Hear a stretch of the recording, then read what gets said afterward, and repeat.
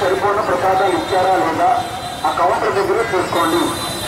మీరు ఎన్ని లడ్డూలు టోకెన్ ఇస్తే అన్ని లడ్డూలు ఉన్నాయా లేవో చూసుకోండి. తగిన చిల్లర ఇచ్చి త్వరగా ప్రసాదాలు తీసుకోండి.